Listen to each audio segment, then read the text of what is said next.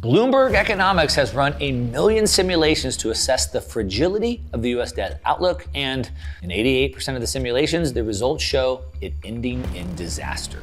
Per the report, in the end, it may take a crisis, and last summer provided a foretaste. So let's dive into the simulation so you can see the odds of the potential outcome. We're gonna look at the debt spiral number so you can get an idea of just how fast it's spiraling out of control. We're gonna look at the only 4 options for getting out of this, which is really just one option. And then we're gonna look at how we should be playing these 88% odds, because as investors, these 88% shots don't come around very often. So let's go.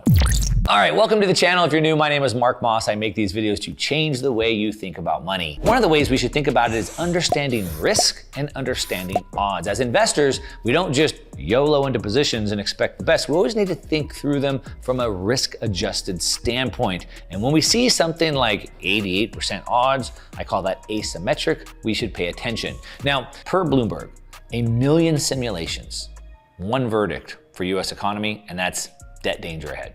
The Congressional Budget Office, the CBO of the United States government, warned in its latest projections that US federal government debt is on a path to a level of debt to GDP that'd be much higher even than in World War II. Now, in my opinion, and per Bloomberg as well, their numbers are way too optimistic. With uncertainty about so many of the variables, Bloomberg Economics has run 1 million simulations to assess the fragility of the debt outlook. And in 88% of the simulations, the results show the debt to GDP ratio is on an unsustainable path. What does that mean, unsustainable? Well, it means it can't continue. Now, that's defined as an increase over the next decade. Now, before we dive into the simulations, let's just stop and take a look at the debt. Let's look at the path. Let's look at the pending spiral that we're on. So first of all, debt problem? What problem? Treasury Secretary Janet Yellen told lawmakers in February, quote, "I do believe we need to reduce deficits and to stay on a fiscally sustainable path," end quote. Okay, well, she makes it sound like we're on one, but the rest of the world doesn't seem to agree. The Bureau of the Fiscal Service reported in the executive summary to the fiscal year 2021 and 2023 that the current fiscal path is unsustainable.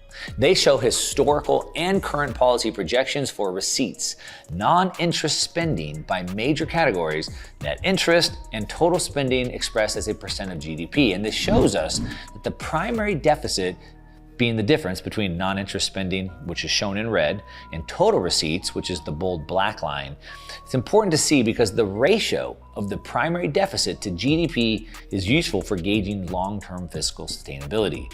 Now, per Peter G. Peterson Foundation, the Department of the Treasury defines sustainable fiscal policy as, quote, "one where the ratio of debt held by the public to the GDP, the debt to GDP ratio, is stable or declining over the long term," end quote.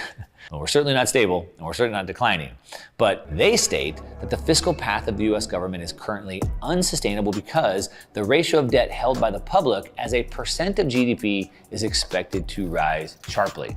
Now, the steady rise by 2098 will more than quintuple the debt to GDP ratio relative to its current level, which is already near its all-time highs. Now, the US government debt machine is truly out of control. And history, being the best teacher, has always shown that at times of rapid debt increases leading to high inflation, there's 2 types of assets we want to buy and 1 type of assets we want to stay away from. Now, if you're not sure what those are, I'm going to go through this live to help you out, show you exactly what I'm doing to prepare my assets for this shift. I'm going to break down about 20 to 30 charts to show you how to build a detailed plan of exactly what to buy and how to position to ride this inflation wave. It's a free event. I'm going to stay on. I'm going to answer all your questions live to make sure you know exactly how to implement these wealth strategies. So check out the link in the description down below. Now, this is incredible on its own, but even more importantly to understand the debt spiral, the US, unlike everyone else, funds all this with very short-term debt, which you can see in the red on the chart. Now, this has been par for the course during times of recession, times of emergency, but what are we doing right now? And currently, the US is adding $1 trillion of debt about every 100 days right now, which is bad. But the real problem is the interest payments on the debt, which have exceeded $1 trillion per year, just in interest. And we're going almost straight up, like completely parabolic. And per Bank of America's HeartNet, US interest is projected to hit $1.6 trillion by the end of the year, making it the largest US government outlay. More than health services, more than Social Security, okay? So you get it. The deficits are bad and they're getting worse, and they're getting worse at a parabolic rate. So now let's look at what Bloomberg simulations show us. The 4 options for getting out of this, one really, and how we should play these 88% odds in our favor, okay? So as I mentioned, Bloomberg Economics ran 1 million forecast simulations on the US debt outlook. 88% of them show borrowing on an unsustainable path. Bloomberg Economics forecast model uses market pricing for future interest rates and data on the maturity profile of bonds. Now, keeping all the other CBO's other assumptions in place, that shows debt equaling 123% of GDP in the next decade. Now, just for a side note, I've talked about this many times on the channel, per many research and studies that have been done, once a nation reaches more than 125% debt to GDP, there's basically no coming back. So they're projecting that we'll pass that. Now, debt at that level would mean servicing costs reach close to 5.4% of GDP, more than 1.5 times as much as what the federal government spent on national defense in 2023, and comparable to the entire Social Security budget. And higher interest rates equal even more debt stress. And the world understands this. Fed Chair Jerome Powell said earlier this year, it was probably time or past time for politicians to get going in addressing the unsustainable path for borrowing. Even Fed Chair Jerome Powell gets this. Former Treasury Secretary Robert Rubin said in January, the nation is in a terrible place with regard to deficits. As for how things might end, well, Bloomberg tells us about Britain's experience in the fall of 2022 when the gilt market blew up. They said that provides a glimpse into the abyss. That at that time, then Prime Minister Liz Truss's plan for unfunded tax cuts sent the gilt market into a tailspin. Yields took off, they soared so quickly that the central bank had to step in to snuff out the risk of an outright financial crisis. The bond vigilantes' actions forced the government to call off the plan, and eventually Truss got kicked out of office. Now, billionaire investor Ray Dalio has written a lot about debt cycles. In his book, Principles for Navigating Big Debt Crises, which I have a free copy for you, I'll link to it in the show notes down below, highly recommend reading it. But in this book, Principles for Navigating Big Debt Crises, he talks about only 4 ways out of this. Number 1, an outright default. Government just says, we all the money and we're not gonna pay it back. It's never gonna happen when you have a money printer. Okay, number 2, the second way out is austerity. Let's just cut all the government spending and let's live on a budget and pay off the debt. It's probably not gonna happen. Number 3, they could raise taxes. The problem is, you can't really raise them too much more without civil unrest happening. And even if they raised them all the way to 100%, it's still not enough money. And finally, the last option, number 4, which is the most likely, is they're going to print the money. Now, like I said, that's my choice, but I'm sure you probably agree that's what they're gonna choose.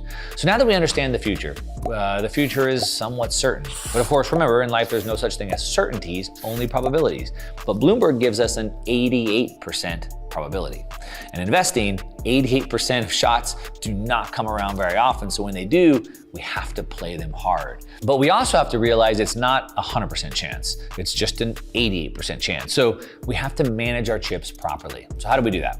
Well, I'm very long hard assets, scarce assets, and energy-intensive assets.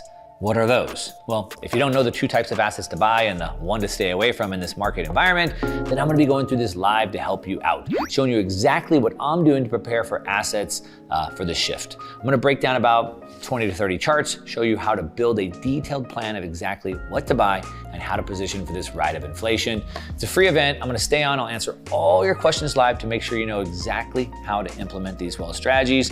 Check out the link in the description below. But at a high level, what the assets are is scarce assets. So first of all, scarce assets would be things that are scarce, things that are limited, like Bitcoin, rare collectibles, waterfront, beachfront property, trophy properties. Hard assets are things that just can't be made more of. So this is gold, real estate, and then energy intensive assets are assets that require a ton of energy to produce. So these would be commodities, this would be oil, natural gas, uranium, things like that, even cattle, right? They require a lot of energy. But because it's not 100% certain, and we know from history that as the now accelerating US fiscal crisis is likely to continue to trigger episodes of severe volatility, we want to remain unlevered, okay? It's not 100% sure, so we want to make sure that we're protecting our downside in our positions. But 88%, that's what we call an asymmetric opportunity. It's got more upside than downside, and so when we have them, we have to play them. Now, this is a massive opportunity. It's probably the biggest opportunity that I've seen in my life, so don't screw this one up. All right, now if you like the video, go ahead and give me a thumbs up on the video. If you don't like the video, give me a thumbs down, that's okay, but at least tell me why in the comments down below so I can get better. Subscribe if you're not already subscribed, and that's what I got. All right, to your success.